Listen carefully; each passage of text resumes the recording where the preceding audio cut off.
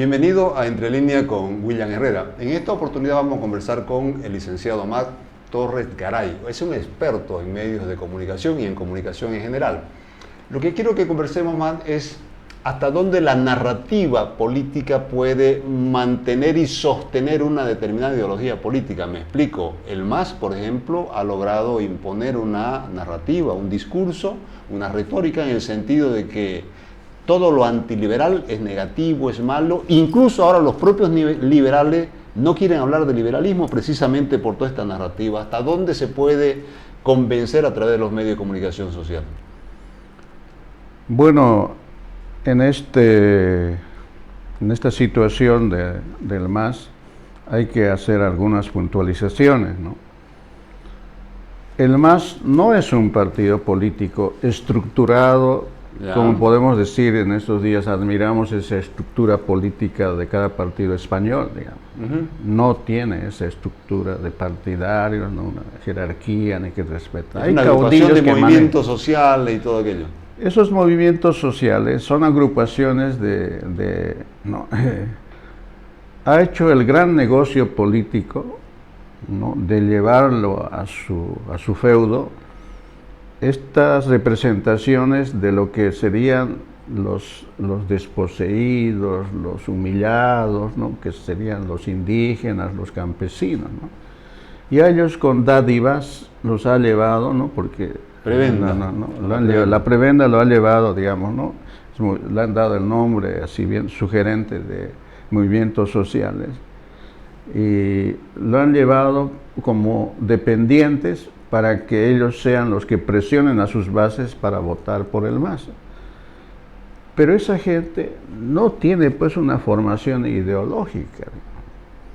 Por eso es que no es un partido político, porque claro, un partido político pasa por eso, por tener una estructura partidaria lo suficientemente orgánica, pero también con formación teórica. Claro, una visión ideológica de cómo queremos organizar el Estado, ¿no? Y le etiquetan, ¿no?, el nombre de plurinacional. Rumbo al socialismo, ¿no? Movimiento al socialismo. Pero ¿qué socialista tienen estos tipos, no? No ha habido ni una prueba contundente de que, ¿no?, el MAS tenga esta ideología ya practicada del socialismo. Ni tampoco hablan del modelo comunitario, ¿no? Yo he estado en el campo. El modelo comunitario significa el padre y los hijos y todos cosechamos y todos nos repartimos las ganancias por iguales. Y aquí ellos no pueden producir, ni una papa en producir con su modelo comunitario. Pero la retórica que le ha impuesto, ¿no?, este modelo comunitario es exitoso, que dice Arce Catacora, es producto de esa insistencia de las reglas de Goebbels en las leyes de la propaganda. Dice, ¿no? Estamos hablando de Adolfo Hitler, por si acaso. Claro, miente, algo quedará. Y ha quedado de que somos en el proceso de cambio. Claro, ¿cuál ha sido el cambio? Llevar a gente humilde, lo han ascendido a cargos, ¿no?, con movimientos sociales, ¿no?, a cargos, ¿no?, en la burocracia estatal. Un campesino nunca recibía pues 10.000, 21.000 bolivianos contantes y sonantes, ¿no?, vendiendo sus ovejas, su carne, su papa, digamos, ¿no? Entonces le ha creado una dependencia económica que los politólogos no lo analizan, digamos, ¿no? Entonces, a través de esa dependencia, ¿no?, entonces hay gente que se ha privilegiado en esos cargos, digamos, y ahí está, ¿no?, y los utilizan. Pero hay un hueco ideológico, ¿no? ¿En qué se basa pues esa ideología del socialismo? ¿Cómo vamos a cambiar en una sociedad impregnada de capitalismo por todo lado? A ver, una campesina que viene a traer a la ciudad sudeste, ella es pues un inicio de capitalismo, porque no viene a regalar, pues no viene a hacer trueque, acá viene a hacer negocios, digamos, ¿no? O sea que hay un partido socialista con prácticas liberales, capitalistas. Totalmente, pues, ¿no? Ya. ¿Qué cosa de socialista ha implementado? No tiene nada de...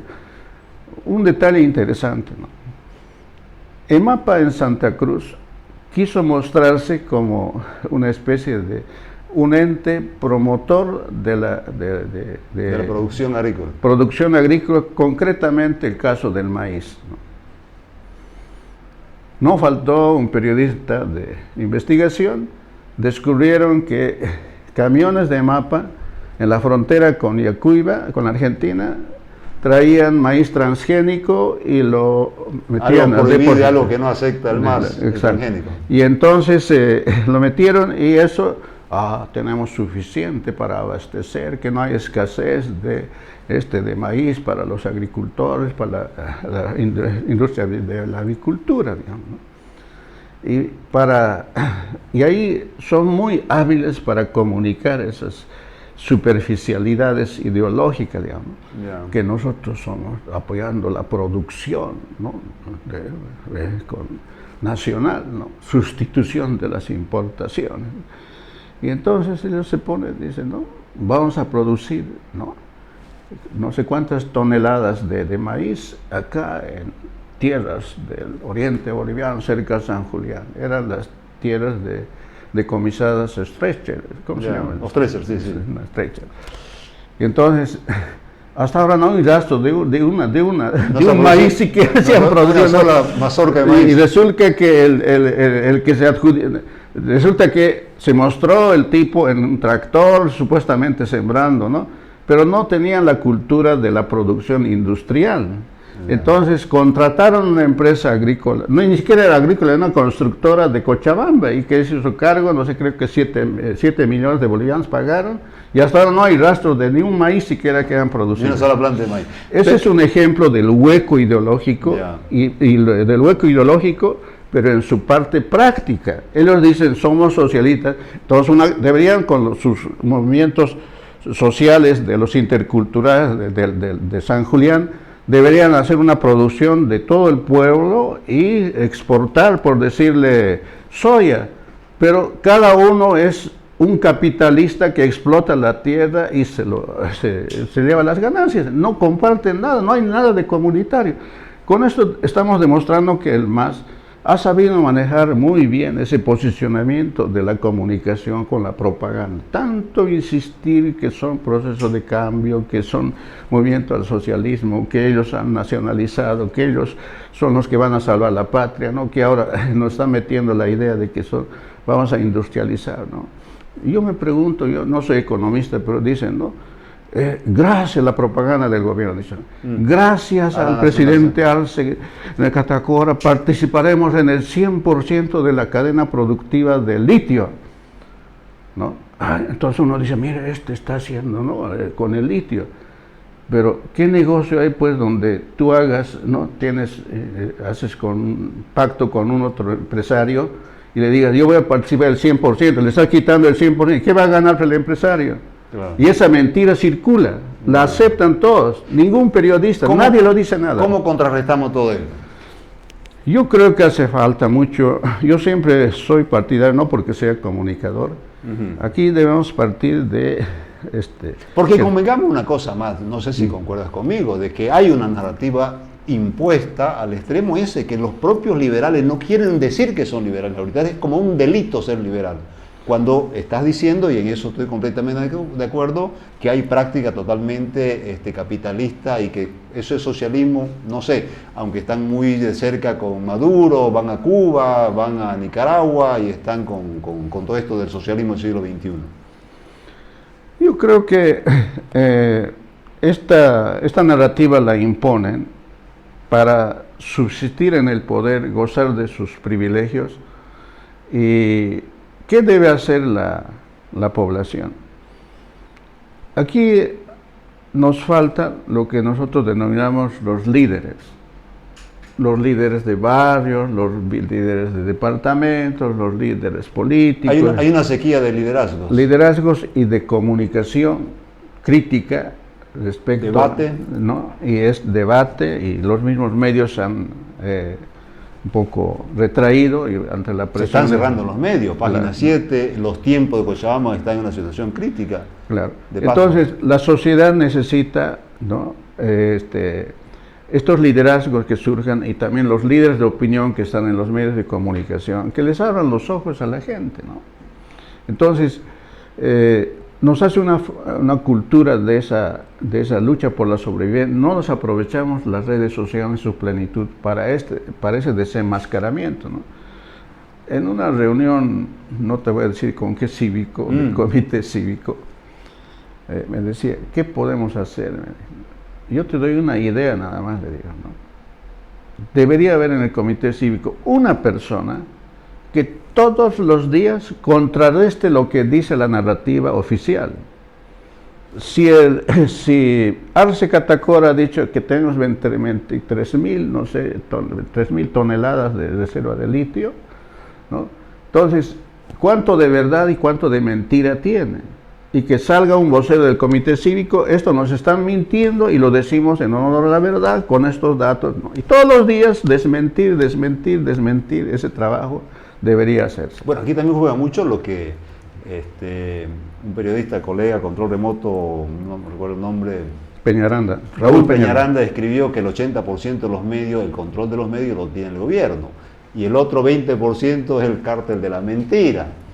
Imagínate. Claro, pero se refiere mucho a los medios periodísticos.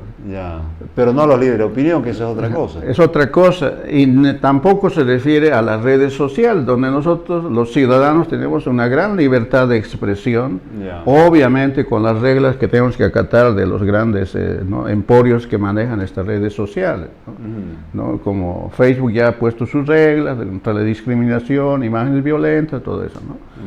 Entonces no sabemos utilizarla. Entonces falta un despertar de la gente a estas cosas, develar esas mentiras que tienen.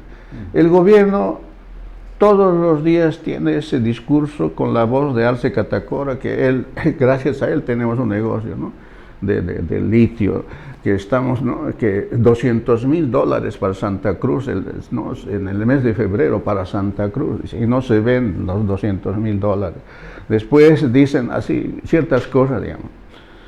A mí me pareció, en un tiempo apareció en Página 7, un tipo de periodismo que no duró mucho, que era el análisis de frase por frase de la noticia.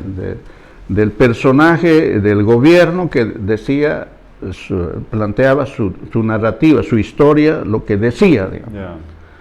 Y párrafo por párrafo, línea por línea, oración por oración decían, esto sí es verdad, o por tal cosa, pero no tiene esto, es una mentira, o es una mentira. Eso era como una suerte de análisis de contenido, más o menos. Un análisis de contenido para develar qué cosas eran ciertas y verdaderas. Ese periodismo se perdió. Y eso podía practicarse tranquilamente. Yo soy de la idea, pues, por ejemplo, grabo el noticiero de Unitel, y termina el noticiero de Unitel y salgo por redes sociales. Y cada noticia lo analizo, cómo la plantea o qué ha dicho, hasta el análisis periodístico, lo que dice el personaje político especialmente, digamos. Entonces, ¿No crees que hay ahí una subestimación a los medios de comunicación social en este caso? Digo, la falta de utilización de cómo contrarrestar esa narrativa oficial. Los medios hablaremos, de los medios tradicionales y los medios que son los digitales, las redes sociales, aparte. En los medios tradicionales, los que están llamados a ser críticos con cualquier poder que esté en el gobierno son los canales, por ejemplo, en Bolivia deben ser los canales universitarios, ¿no? Las radios de las gobernaciones, las radios de las alcaldías, que son autonomías, que tienen sus autonomías. Pero no cumplen esa función. O no tienen los medios, o no sacan. Y otra cosa, ¿no?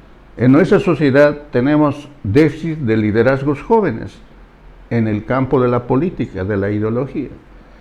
Mire, a veces no lo tocan, pues, esto, ¿no? Y esto a mí me hierve la sangre cuando, ¿no? los periodistas, los analistas no tocan el tema.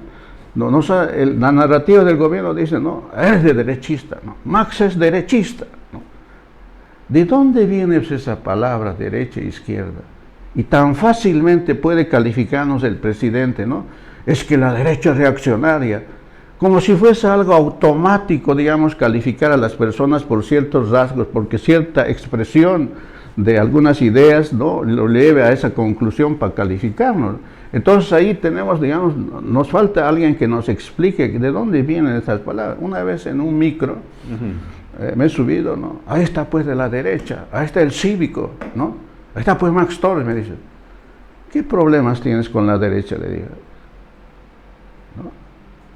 Vos estás viniendo en un micro que es gente que maneja ¿no? su capital privado, son empresarios estos. Y los empresarios, ¿no? Como capitalistas son pues dentro de la definición política, que viene de la Revolución Francesa, ¿no? De la derecha, política es de derecha, pues, ¿no? ¿Y qué socialismo practicas? ¿Y qué me criticas vos pues acá? Le dije, ¿no? ¿Qué quieres que haga yo? ¿No? Yo planteé mi idea y analizé y he dado pruebas, le dije. Porque yo siempre iba, ¿no? A cualquier lado, como ahora, por ejemplo, tengo mis apuntes. El copiecito. No, el copiecito. Y eso era todo ¿no? Cuando yo iba donde Enrique Salazar en los tiempos de la lucha por la autonomía, todo era basado en lo que decía el gobierno, y lo analizábamos el contenido, y lo decíamos, lo planteábamos. Nosotros decíamos, nos está engañando Evo Morales con las autonomías, ¿no? Entonces, no nos va a dar una sola autonomía, lo va a dividir las autonomías, porque ya le había leído en otro lado, la autonomía indígena, la autonomía municipal, la autonomía de las gobernaciones, la autonomía solidaria, no sé qué cosa más. Regional. Regional. Entonces, nos tomaron el pelo, ¿no? Entonces, esos detalles nosotros deberíamos tener un despertar en la sociedad hacia un nuevo rumbo en la sociedad. Ser más crítico. Más crítico. Y en este momento, ¿no? En esa cultura crítica que siempre reclamaban los teóricos de la comunicación en los años 70 y 80, digamos, ¿no?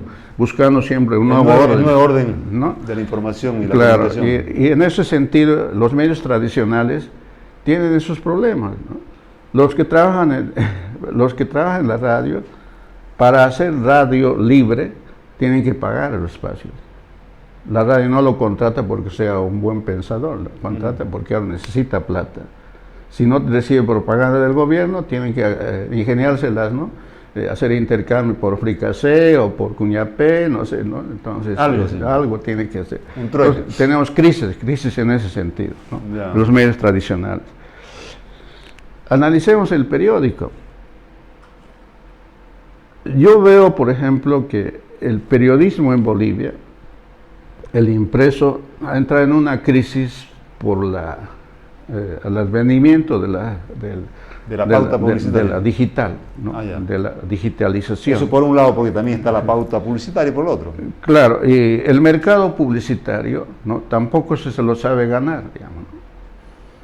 Porque no tiene oferta. La radio en Santa Cruz tiene muchos problemas de proponer contenidos como para enganchar audiencia y obviamente a partir de eso enganchar clientes. Y de esos recursos. Claro, entonces no vamos a caer solamente en esa sencillez de decir, bueno, tienen problemas, pero ¿cuáles son la raíz de esos problemas? Entonces, ¿cómo yo voy a anunciar, ¿no? En un programa que no se escucha, que no tiene buenos contenidos, no hay una buena producción? Entonces tiene que reaccionar el medio, digamos, ¿no? En el periódico le ha afectado la digitalización y el cambio del flujo de la publicidad. Y ahí tienen que hacerse una nueva visión de la publicidad a los empresarios y a los mismos medios, digamos, ¿no? Nuestro amigo Eric Jurgensen, un boliviano triunfador en la televisión en el Perú, es el que ha impulsado la telenovela Al fondo hay sitio. Él hizo un análisis en el 2019 en el Perú, que tiene más de 300 millones de dólares de flujo publicitario anual y Bolivia tiene 60 millones. Hizo un análisis indicando que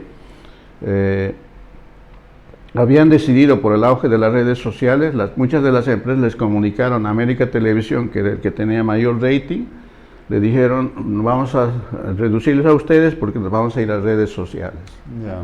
Le digo, está bien, hagan ustedes, ¿qué puedo hacer yo, digamos, ¿no? Entonces pasó el 19, el 20, el 21, esos mismos empresarios estaban diciendo, queremos volver a la pauta, ¿no? Pero ahora ya cuesta tanto. Subió. Subió. Y obviamente marcaba más audiencia, ¿no? Entonces eso nos demuestra que aquí es cuestión de contenidos. Pero ahí también habrá que hacer trabajo de investigación, trabajo de campo, encuesta, ver qué es lo que quiere también el consumidor. Eso es lo que no hacen los medios, pues, ¿no? Y salen al tuntún nomás, digamos, ¿no? Hacemos un programa, la quete, o hacemos un programa en televisión, yo me acuerdo, mis alumnos alquilaban espacios y se endeudaban $500 por media hora, sábado y domingo, y tenían que recaudar, digamos, ¿no? Para hacer su práctica. No había nada de digamos, ¿no? De retorno. Entonces, no hay proyectos serios ni programas tampoco de referencia, digamos, ¿no? En el periodismo, digamos, un periodismo que no tenga continuidad en sus... Tampoco hay periodismo de investigación, ¿no? Yo recuerdo Antonio Miranda, el que hizo la denuncia de las piedras semipreciosas, fue un trabajo de investigación que lo tumbó a Luis García Meza, ¿no? Por decirlo de alguna manera. Claro, ¿Lo recuerda Antonio Miranda? Sí, conocido desde La Paz, ¿no? Trabajo en presencia. Y aquí también como catedrático en la Evangélica y en la Gabriel René Moreno, ¿no? ¿Te recuerda la denuncia esa que hizo claro, de la Gaiba? Sí, de las piedras. Dejémoslo eso más claro, el tiempo siempre es el gran problema en esto. Te quería preguntar, ¿por qué, por ejemplo, ahora los hechos de corrupción gravísimo, narcovuelo, narco no sé qué, corrupción por aquí, corrupción por allá, y la gente no reacciona, no pasa absolutamente nada? No sé si antes había corrupción, siempre ha habido corrupción, pero yo creo que una denuncia tan grave como el narcovuelo, por ejemplo, nunca se dio antes, y pareciera que estamos como aceptando todo esto. ¿Qué es lo que pasa? ¿Y por qué una denuncia tan grave no tiene una repercusión, por decirlo de alguna manera? ¿Cuál es el fenómeno comunicacional que se da ahí?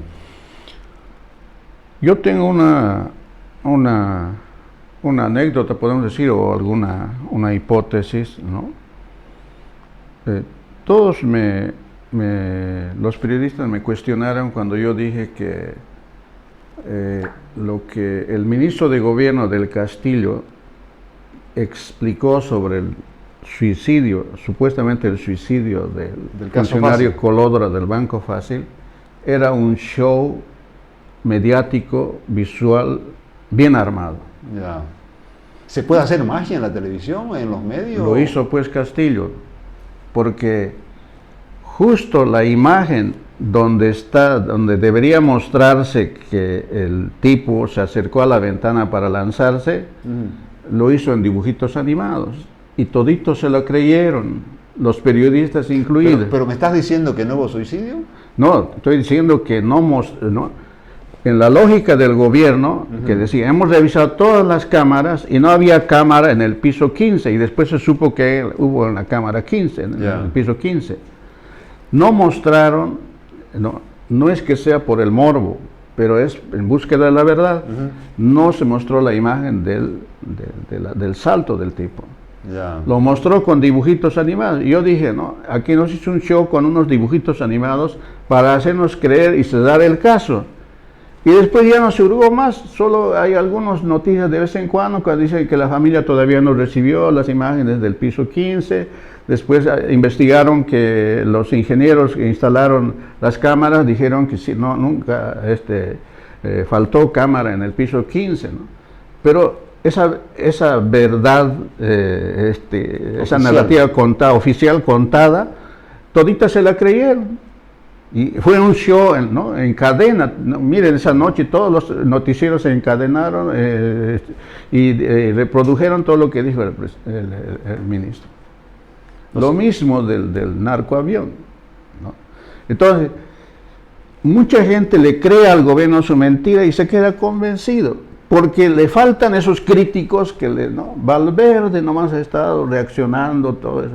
Tenemos al pobre Valverde, ¿no?, solitario en esa lucha, digamos, de búsqueda de la verdad. O sea que faltan varios Valverdes. Varios Valverdes, y el público que tampoco se la crea eso y se dé cuenta, o alguien que le haga ver.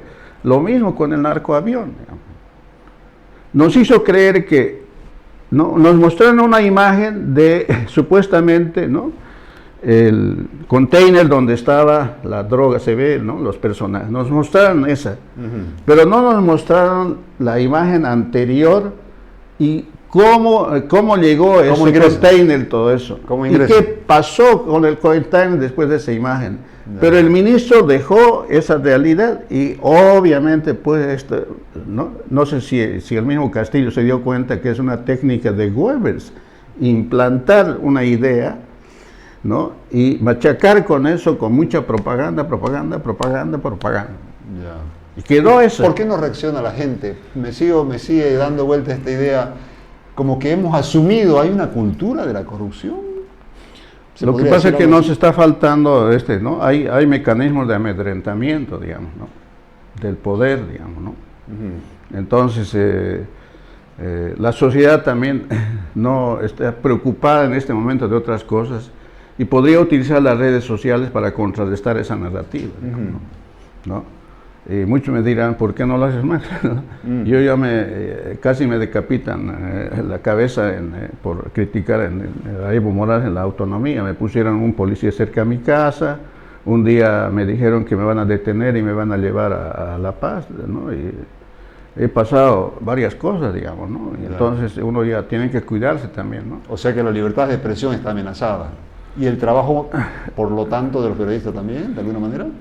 Claro, porque siempre los que critican al poder siempre van a vivir ciertas vías crucis, ciertos dramas, digamos, porque el poder tiene muchos mecanismos para especialmente en este gobierno, ¿no? A ver, aprovechemos este detalle para un poco revisar cómo era la libertad de expresión históricamente en Bolivia, ¿no? 1948, en la Declaración de los Derechos Humanos, se inicia este concepto, ¿no? Que viene incluso de mucho más atrás de la Constitución americana y todo aquello, ¿no? Y nosotros como comunicadores podemos decir, mucho más antes, ¿no? Claro. Es decir, que el hombre aprendió a comunicarse, ¿no? Había alguien que quería callarlo, ¿no? Y siempre habían problemas en ese sentido, de expresión de ideas, de búsqueda de la verdad, ¿no? Pero en carácter público. Entonces, del 48 surge este concepto, ¿no? ¿Qué medios había hasta el 48? El periódico data de 1703, ya tenía auge mundial, ¿no? Al 48, después de la Segunda Guerra Mundial. Después estamos hablando de que ya había la radio desde 1920, y en Bolivia ya al 48 ya tenía bastantes radios en varias capitales, departamentos, ¿no? No había televisión, no había redes sociales, ¿no? Ese era el escenario, ¿no? Periódicos y radio. ¿Qué pasó en Bolivia? En el gobierno del MNR, desde el 52 hasta el 64, hubo un periódico, control total, hubo un periódico oficial, La Nación. No había, ¿no? Radios independientes, periódicos independientes, para que cuenten las otras cosas que ocurrían en la revolución. Seguramente ocurrieron muchas cosas, pero todos callaron, ¿no? Entonces, ¿Alguien dice que la violencia del MNR era tan igual o peor que la violencia del MAS? Tal vez, pero a mí me consta que, por ejemplo, en los barrios, yo he visto pues a las Bartolinas,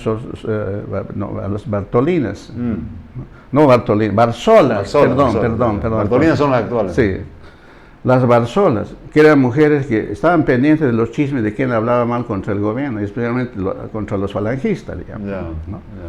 Eso había. Los milicianos también acallaban a la gente, ¿no? Había el control político. Había un cuartel político a media cuadra de la plaza, Ñanderoga, donde metían a los presos políticos, los maltrataban. San Román, sí, era un chileno. Claro.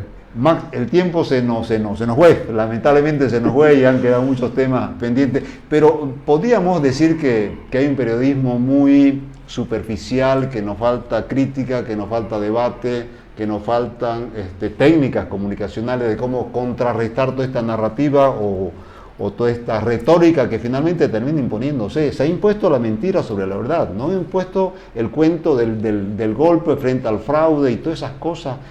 ¿Cómo es posible utilizar los medios de esa manera, digamos, y que la gente se la crea o les crea el cuento? ¿Porque es un cuento finalmente o no? Bueno, los relatos del MAS han calado, ¿no? Mucha gente por el bombardeo publicitario. Es el único gobierno en toda la historia de Bolivia que nos ha bombardeado desde la radio, los periódicos, fundamentalmente desde la televisión. primordialmente en el gobierno de Evo Morales, ¿no? Y el tiempo, además. Transmisiones, spots, todo era propaganda, ¿no? Nos han metido. Y usando a los medios privados, también a los que tenían mayor audiencia, y cooptando a los medios llamados paraestatales, que se apoyaban. Se identificaban con lo mismo. Y hay todavía. ¿Podemos decir que no han adormecido como sociedad?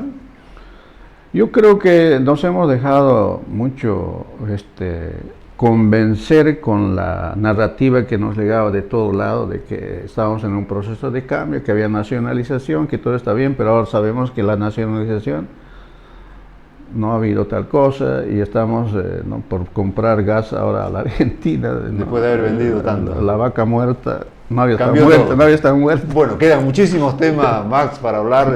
Es un experto en medios de comunicación y por lo tanto en cualquier momento lo vamos a convocar y lo comprometemos para una nueva conversación. Muchas gracias, Max.